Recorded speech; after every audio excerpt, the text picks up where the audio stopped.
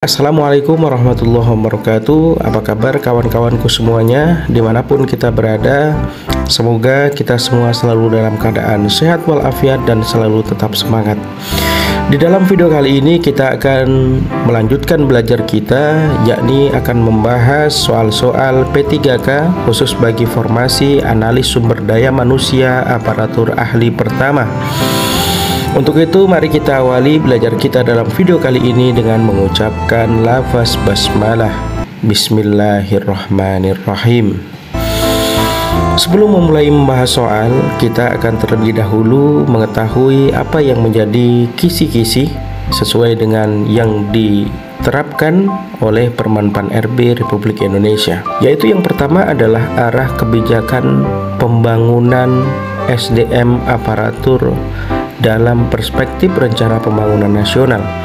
Kemudian kebijakan pembinaan jabatan fungsional analis SDM aparatur. Kemudian yang selanjutnya, kemampuan yang harus dikuasai bagi calon P3K atau calon CPNS analis sum SDM aparatur ahli pertama adalah kebijakan dan manajemen aparatur sipil negara. Kemudian kerangka kerja dan implementasi manajemen SDM strategik di sektor publik. Kemudian selanjutnya karakter kerja dan implementasi human capital management di sektor publik. Kemudian kerangka kerja implementasi manajemen SDM berbasis kompetensi di sektor publik. Kerangka kerja dan implementasi manajemen SDM berbasis talenta di sektor publik. Kemudian kerangka kerja, analisis dan desain pengembangan kelembagaan organisasi di sektor publik, dan kerangka kerja, analisis dan desain pengembangan tata laksana di sektor publik. Kemudian selanjutnya adalah kerangka kerja, analisis dan desain pengembangan reformasi birokrasi dan pengelolaan zona integritas di sektor publik. Kemudian kerangka kerja, proses analisis pengembangan kebijakan atau regulasi di bidang SDM aparatur di sektor publik, dan kerangka kerja, standar dan proses pengelolaan pelayanan publik di sektor publik. Langsung saja kita masuk dalam soal yang pertama. Pengembangan kompetensi bagi setiap jenis pegawai negeri sipil dilakukan dalam 1 tahun paling sedikit adalah titik-titik jam pelajaran: A 5 jam, B 10 jam, C 12 jam, D 15 jam, E 20 jam. Pengembangan kompetensi bagi setiap pegawai negeri sipil dilakukan dalam 1 tahun paling sedikitnya adalah 20 jam. Ini berdasarkan dari panduan pengembangan SDM halaman 12. Kemudian selanjutnya, berdasarkan Undang-Undang Nomor 5 Tahun 2014 tentang Aparatur Sipil Negara Pasal 69 dan Undang-Undang Nomor 23 Tahun 2014 tentang Pemda. Kemudian Pasal 23 terkait kompetensi ASN terdiri dari titik-titik kecuali A. kompetensi manajerial, B. kompetensi teknis, C. kompetensi sosiokultural, D. kompetensi pemerintahan, E. kompetensi fungsional. Ya, berdasarkan undang-undang dan pasal yang menjadi kompetensi ASN terdiri dari titik-titik kecuali. Ya, jawaban yang benar dari soal ini adalah E. kompetensi fungsional. Ini berdasarkan pengembangan SDM halaman 15. Jadi yang masuk menjadi kompetensi atau kemampuan yang harus dimiliki oleh ASN baik itu P3K maupun CPNS murni, yaitu kompetensi atau kemampuan manajerial, teknis, sosiokultural, dan pengetahuan tentang kepemerintahan. Berarti yang bukan adalah E, kompetensi fungsional. Soal yang berikutnya, pengetahuan, keterampilan, dan sikap atau perilaku yang dapat diamati, diukur, dikembangkan untuk memimpin dan atau mengelola unit adalah A. Globalisasi, B. Standarisasi, C. Organisasi, D. Deskripsi, E. Desentralisasi. Pengetahuan, keterampilan, sikap atau perilaku yang dapat diamati, diukur, dikembangkan untuk memimpin atau mengelola unit, yaitu adalah jawaban yang tepat adalah organisasi. Ini berdasarkan panduan pengembangan SDM. Soal yang berikutnya tentang pemerintahan daerah tertuang pada Undang-Undang Nomor A. Undang-Undang Nomor 20 Tahun 2014, B. Undang-Undang Nomor 23 Tahun 2013, C. Undang-Undang Nomor 23 Tahun 2014, D. Undang-Undang Nomor 24 Tahun 2014, E. Undang-Undang Nomor 23 Tahun 2010. Undang-undang yang berisi tentang pemerintahan daerah, yaitu tertuang pada undang-undang, tepatnya adalah pada Undang-Undang Nomor 23 Tahun 2014. Jawaban yang tepat adalah C. Soal yang berikutnya tentang kompetensi pemerintahan tercantum pada Peraturan Menteri Dalam Negeri Republik Indonesia, yaitu nomor A. 108 Tahun 2017, B. Tahun nomor 107 Tahun 2018, C. nomor 105 Tahun 2015, D. nomor 101 Tahun 2011, E. nomor 104 Tahun 2018. Tentang kompetensi pemerintahan tercantum pada Peraturan Menteri Dalam Negeri Republik Indonesia, yaitu pada nomor jawaban yang tepat adalah pada nomor 108 Tahun 2017. Jawaban yang tepat adalah A. Soal yang berikutnya, pengetahuan, sikap, dan keterampilan yang terkait dengan kebijakan adalah A. Globalisasi, B. Standarisasi, C. Organisasi, D. Deskripsi, E. Desentralisasi. Pengetahuan tentang sikap dan keterampilan yang terkait dengan kebijakan, yaitu adalah desentralisasi. Soal yang berikutnya, berikut ini adalah hak pegawai negeri sipil kecuali A. Gaji, B. Tunjangan, C. Cuti, D. Pensiun, E. Berlibur ke luar negeri. Berikut ini adalah hak pegawai negeri sipil kecuali. Berarti jika ada kata kecuali, kata kuncinya adalah yang bukan. Yang bukan menjadi hak pegawai negeri sipil. Jawaban yang tepat adalah E. Berlibur ke luar negeri. Soal yang berikutnya tentang organisasi pemerintah daerah, yaitu diatur pada peraturan pemerintah, yaitu nomor A. nomor 41 tahun 2007, B. 103 tahun 2001, C. nomor 100 tahun 2000, D. nomor 16 tahun 2006, E. nomor 8 tahun 2000. Tentang organisasi perangkat daerah, yaitu diatur pada peraturan pemerintah, tepatnya adalah Peraturan Pemerintah Nomor 41 Tahun 2007. Soal yang berikutnya, ruang lingkup pedoman pelaksanaan analisis jabatan yang diatur dalam Peraturan Kepala Badan Kepegawaian Negara kecuali A. Pengumpulan data, B. Penyusunan informasi jabatan, C. Verifikasi data.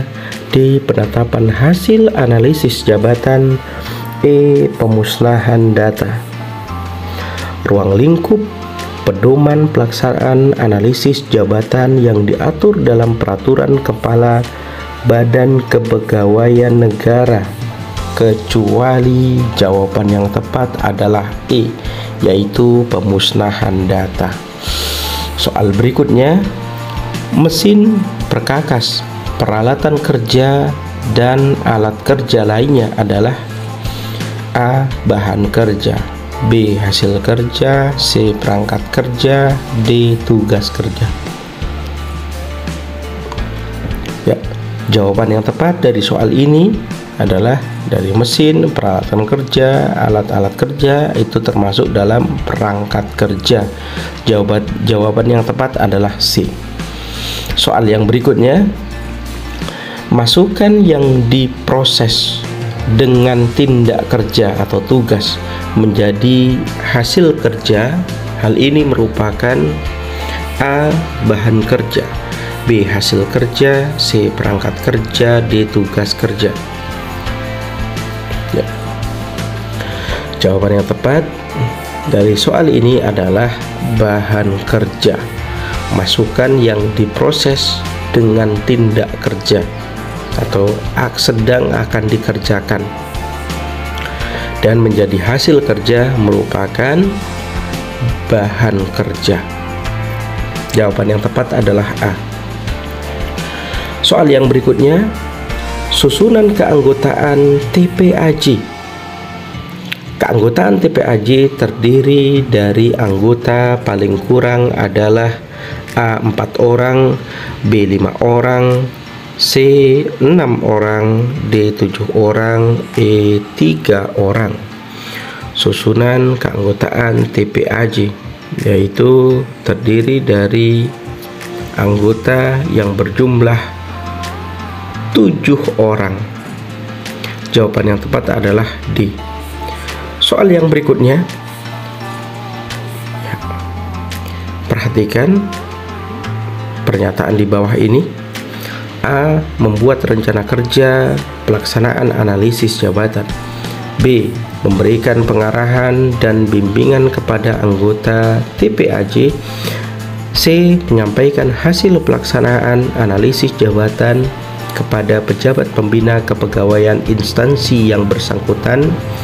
Ya, pertanyaannya adalah, hal-hal di atas ini adalah merupakan A. Tugas ketua TPAJ, B.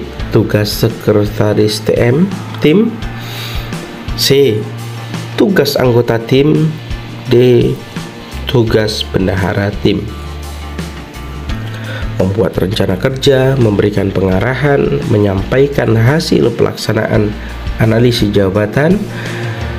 3 hal ini adalah bagian dari tugas ketua TPAJ. Jawaban yang tepat adalah A. Soal yang berikutnya, ya, perhatikan.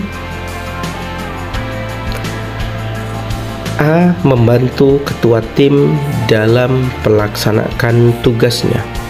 B. Menyiapkan bahan diskusi, seminar atau lokakarya. C. Menyelenggarakan diskusi, seminar atau lokakarya.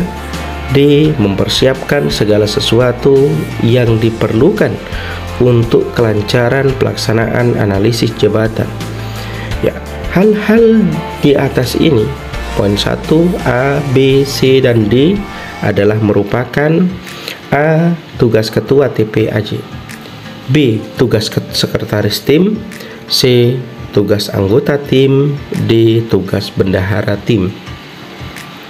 Ya, dari membantu ketua, menyiapkan bahan diskusi, menyelenggarakan diskusi, mempersiapkan segala sesuatu yang diperlukan untuk kelancaran pelaksanaan analisis jabatan. Jawaban yang tepat dari soal ini adalah B. Tugas sekretaris tim. Soal berikutnya, A. Menentukan metode pengumpulan data yang akan digunakan. B. Mengumpulkan seluruh data dengan menggunakan metode tertentu. dan menyusunnya menjadi informasi jabatan. C. Melakukan diskusi, seminar atau lokakarya dalam rangka pelaksanaan analisis jabatan. D. Menyusun hasil akhir analisis jabatan. Hal-hal di atas ini merupakan A. Tugas ketua TPAJ, B. Tugas sekretaris tim, C. Tugas anggota tim, D. Tugas bendahara tim. Ya, jawaban yang tepat dari soal ini adalah merupakan tugas dari anggota tim. Soal yang berikutnya, nama jabatan atau nomenklatur jabatan merupakan sebutan yang bersifat ringkas untuk mengidentifikasi suatu jabatan. Perumusan nama jabatan mendasarkan pada tindak kerja, bahan kerja, perangkat kerja, dan hasil kerja. Syarat untuk merumuskan nama jabatan adalah titik-titik kecuali: A. Ringkas, B. Panjang, C. Substantif, D. Jelas.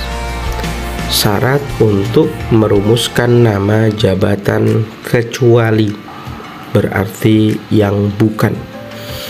Jawaban yang tepat dari soal ini adalah B. Kecuali panjang. Jadi syarat untuk merumuskan nama jabatan itu harus ringkas, substantif, dan jelas. Soal berikutnya, pendidikan dan pelatihan fungsional lamanya lebih dari 960 jam mendapatkan nilai angka kredit sebesar A. 25, B. 25.000, C. 100.000, D. 60.000, E. 15.000. Pendidikan dan pelatihan fungsional lamanya yang lebih dari 960 jam mendapatkan nilai angka kredit sebesar, jawaban yang tepat adalah E, yaitu 15.000 jam berdasarkan Perka BKN nomor 7 tahun 2015. Soal berikutnya, peraturan pedoman sistem merit dalam manajemen ASN diatur dalam peraturan A. Undang-Undang nomor 5 tahun 2014, B. Peraturan Pemerintah nomor 16 tahun 1994, C. Peraturan Kepala BKN nomor 7 tahun 2015, D. Peraturan Menteri Pan-RB nomor 40 tahun 2018, E. Peraturan Pemerintah nomor 101 tahun 2000. Peraturan pedoman sistem merit dalam manajemen ASN diatur dalam peraturan Menteri Pan-RB nomor 40 tahun 2018. Jawaban yang tepat adalah D. Kita masuk soal berikutnya. Kebijakan dan manajemen ASN yang berdasarkan pada kualifikasi, kompetensi, dan kinerja secara adil dan wajar dengan tanpa membedakan latar belakang politik, ras, warna kulit, agama, asal-usul, jenis kelamin, status pernikahan, umur, atau kondisi kecacatan merupakan pengertian dari A. Roadmap, B. Rencana aksi, C. Sistem merit, D. Indeks sistem merit, E. Penilaian mandiri sistem merit. Jawaban yang tepat dari soal ini adalah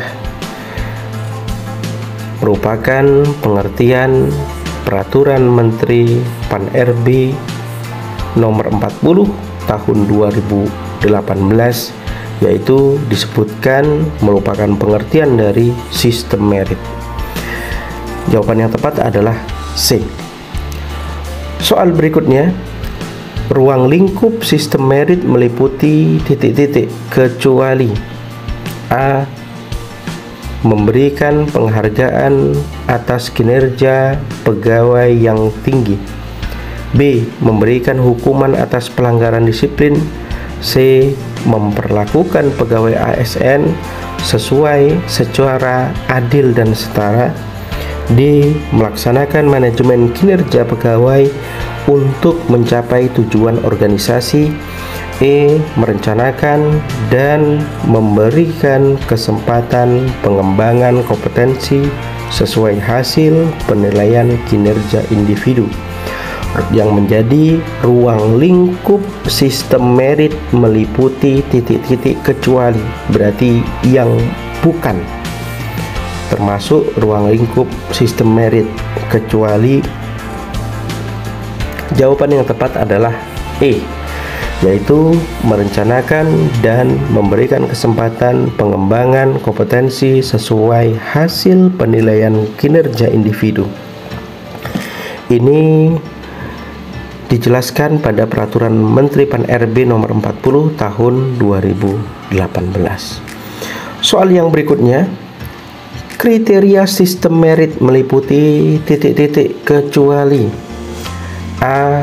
Perencanaan kebutuhan pegawai sesuai dengan beban kerja. B. Menerapkan kode etik dan kode perilaku pegawai ASN.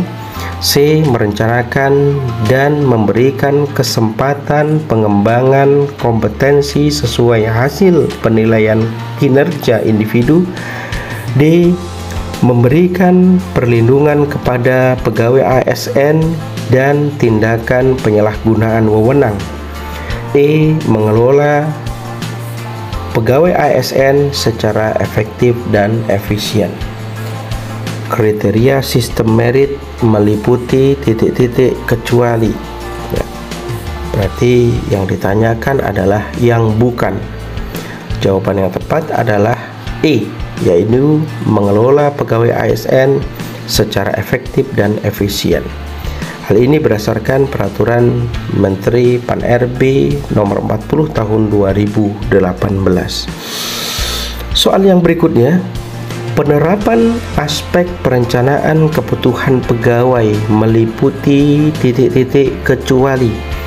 A. Instansi pemerintah mempunyai peta jabatan dan rencana kebutuhan pegawai jangka menengah atau 5 tahun sekali.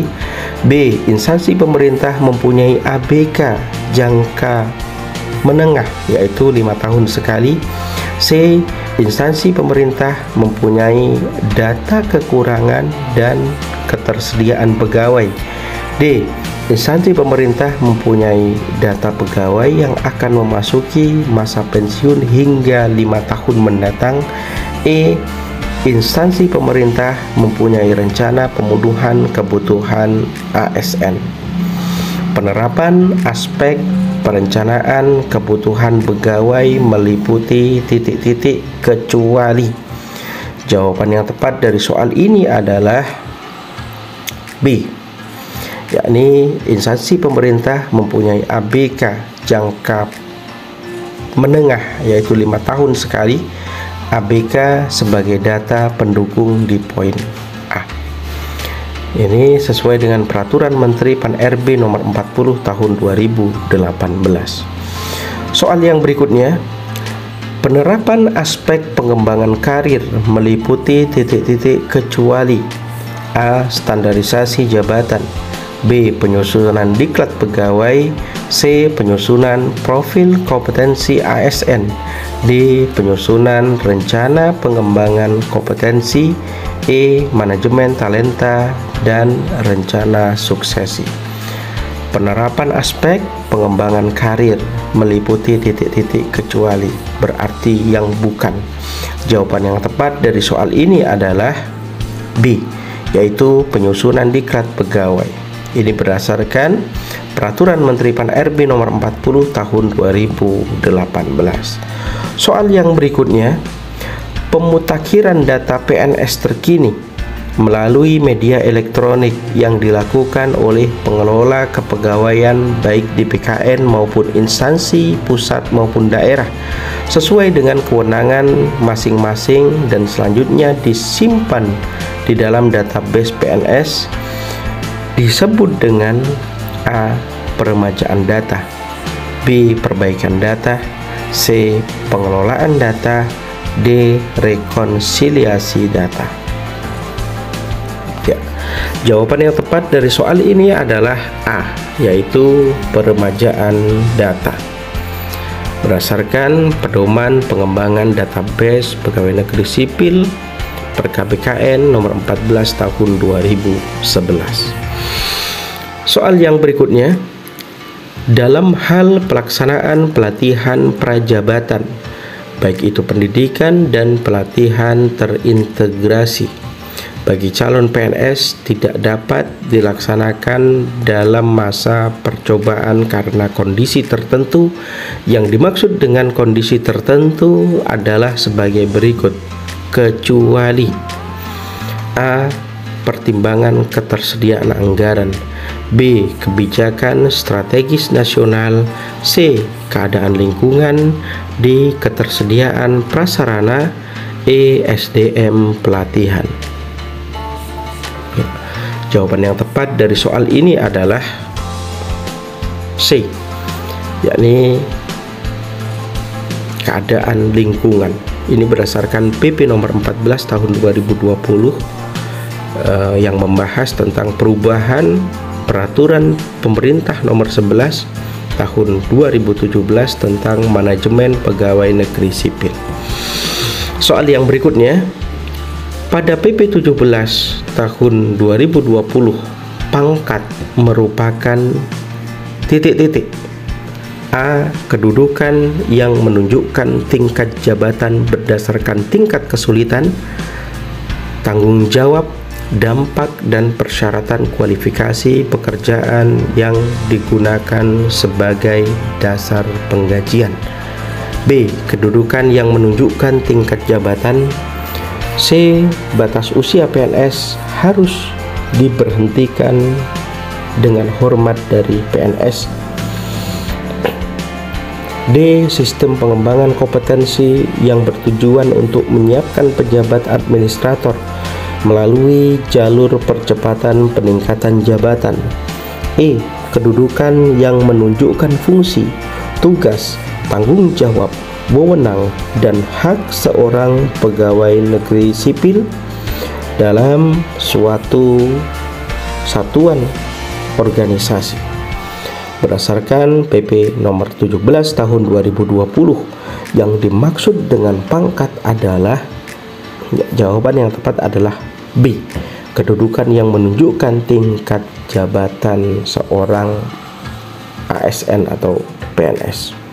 Ini berdasarkan PP nomor 17 tahun 2020, yakni perubahan atas peraturan pemerintah nomor 11 tahun 2017 tentang manajemen pegawai negeri sipil. Soal yang berikutnya, pada PP nomor 17 tahun 2020, pengangkatan PNS ke dalam jabatan fungsional keahlian dan jabatan fungsional keterampilan dilakukan melalui titik-titik kecuali A. Pertama, B. Perpindahan dari jabatan lain, C. Penyesuaian, D. Promosi, E. In passing. Ya, jawaban yang tepat dari soal di atas adalah E. In passing, kecuali. Soal yang berikutnya, pengangkatan dalam jabatan fungsional keahlian melalui pengangkatan pertama kecuali A. Berstatus PNS, B. Memiliki integritas dan moralitas yang baik, C. Sehat jasmani dan rohani, D. Mengikuti dan lulus uji kompetensi teknis, manajerial, kompetensi sosial, kultural sesuai standar kompetensi. E. Nilai prestasi kerja paling sedikit bernilai baik dalam 1 tahun terakhir. Ya, Jawaban yang tepat dari soal ini adalah D. Nilai prestasi kerja.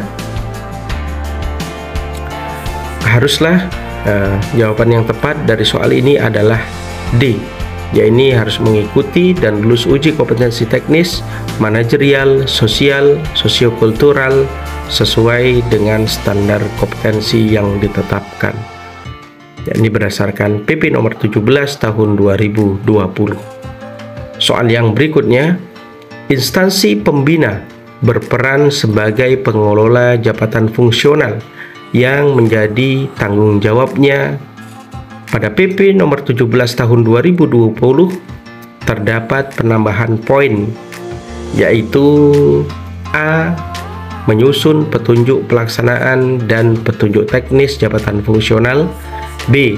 Menyusun pedoman penulisan karya tulis atau karya ilmiah yang bersifat inovatif di bidang tugas jabatan fungsional.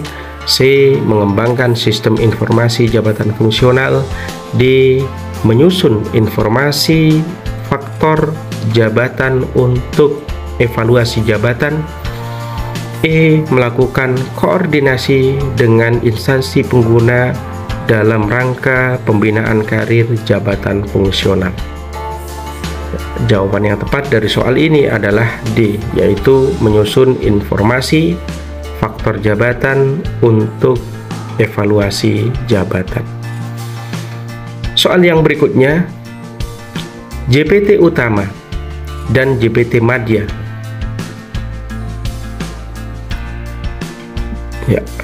JPT utama dan JPT madya tertentu di bidang rahasia negara, pertahanan, keamanan, pengelolaan aparatur negara, kesekretariatan negara, pengelolaan sumber daya alam, tidak dapat diisi dari kalangan non-PNS. Keterangan tersebut dapat dikecualikan sepanjang mendapatkan persetujuan dari A. Presiden, Menteri, Kepala BKN, dan Menteri Keuangan. B. Presiden, Kepala BKN, dan Menteri Keuangan. C. Presiden, Menteri Pan-RB, Kepala BKN, dan Menteri Keuangan. D. Presiden, Menteri Pan-RB, Kepala BKN, dan KASN. E. Menpan-RB, Kepala BKN, dan Kepala LAN. Jawaban yang tepat dari soal ini adalah A. Kecuali mendapatkan persetujuan dari Presiden, Menteri, Kepala BKN, dan Menteri Keuangan. Soal yang berikutnya, pengembangan kompetensi bagi setiap pegawai negeri sipil dilakukan paling sedikit 20 jam, yaitu dalam titik-titik. A 1 tahun, B 2 tahun, C 3 tahun, D 4 tahun, E 5 tahun.